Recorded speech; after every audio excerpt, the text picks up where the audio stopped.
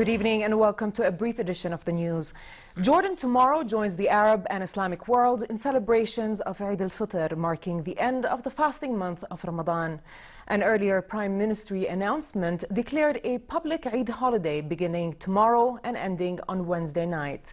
Border authorities estimate in excess of 40,000 expatriates have crossed the Omari border to celebrate the Eid at home. Jordan has renewed its support to Saudi Arabia in confronting terrorism and hailed the successful efforts of Saudi security forces in foiling an attack on the Grand Mosque in Mecca yesterday. State Minister for Media Affairs Mohammed al-Momani voiced the government's denouncement of the attempted terror attack, abhorring all those who planned it or stood behind it. Saudi security forces had foiled a suicide attack on the Grand Mosque in Mecca yesterday, cornering the would-be attacker in an apartment where he blew himself up. The Interior Ministry said 3 cells had planned the attack on worshippers and security forces at the mosque. The attacker exchanged fire with the security forces, then set off explosives when he was surrounded. The building collapsed, injuring 6 foreigners and 5 members of the security. To Syria, and the government said it released over 670 prisoners who had promised to accept the state's authority in hopes to reduce fighting and boost reconciliation efforts. 83 low-ranking Daesh members were also pardoned by a civil council that is expected to rule Raqqa once the terrorist group is dislodged from the city. The Eid al-Fitr amnesty aims to give the prisoners, the youngest of whom are 14 years old, a second chance. Raqqa Civil Council officials say senior Daesh members or anyone who has blood on their hands would never be released.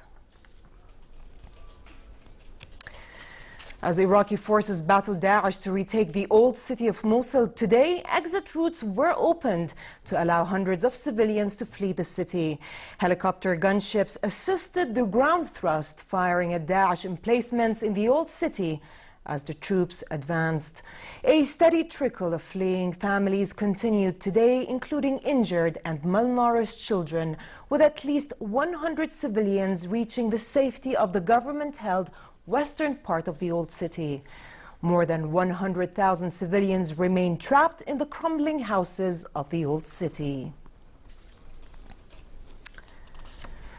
Egyptian President Abdel Fattah al-Sisi has ratified an agreement ceding sovereignty of the 2 Red Sea islands of Tiran and Sanafir to Saudi Arabia. In a statement, the Egyptian cabinet announced the ratification of the demarcation agreement which Parliament backed last week. Last year, the government announced the agreement with Saudi Arabia, fueling widespread public criticism and street protests among Egyptians.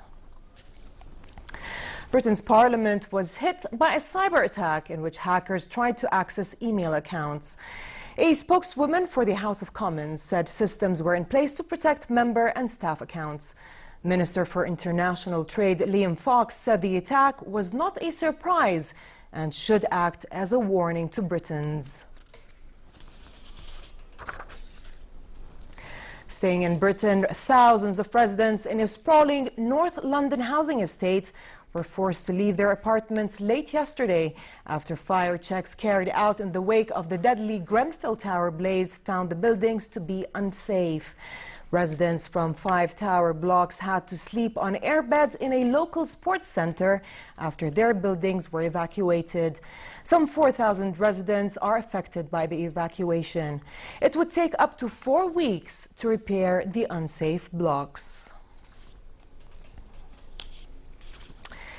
And Martha, a 3-year-old 57-kilogram black Neapolitan Mastiff, won the judges' hearts in a dog contest, with her drooping face outcompeting over a dozen fellow contestants.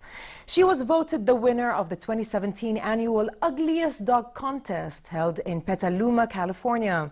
Martha wins a $1,500 prize, a trophy, and a trip to New York to make media appearances. According to the organizer's website, the competition celebrates dogs that may not earn a Best of Show, but are lovable and adoptable anyway. And to the opening round of the 2017 Cliff Diving World Series in the Irish wilderness.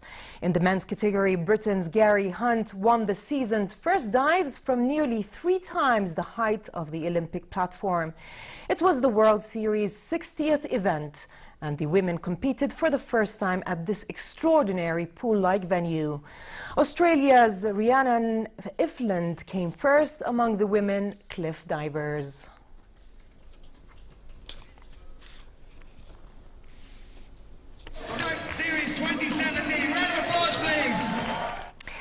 And finally, it continues to be fair tonight at a low of 18 degrees Celsius in Amman with northwesterly light to moderate winds. Tomorrow, a high of 32 degrees Celsius is forecast in Amman as temperatures continue to rise as a result of a heat wave affecting the kingdom this week. The Gulf of Aqaba should expect a high of 41 degrees Celsius with northerly moderate to fresh winds and calm seas.